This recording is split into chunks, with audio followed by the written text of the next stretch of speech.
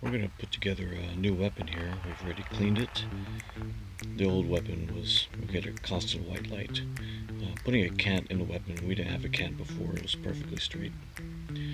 We're going to reuse the old tip here, so we're going to take it apart and you see the actual tip, the barrel's remaining. Take out the spring, and those are the screws, you barely see them. We're going to take out the cup from the bottom of the barrel, replace the barrel on the blade, not too tight, otherwise you'll crack the barrel.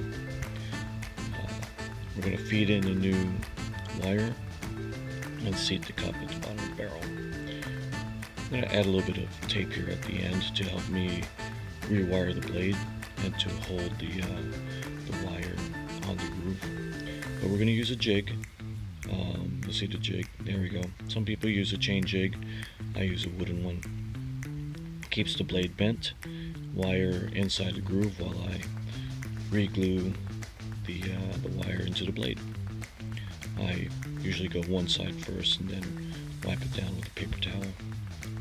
And we're going to let that set. Now that the glue's dried, we're going to put in the guard. We're going to expose the wire. The wire actually has some insulation here, so I usually burn off the insulation and use some sandpaper to take off the remaining residue. And then we're going to put in our spaghetti tubing. That fed in pretty easily. Now comes the guard.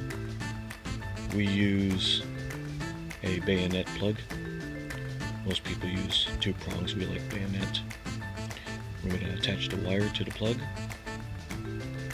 put on the foil pad, our custom foil pads,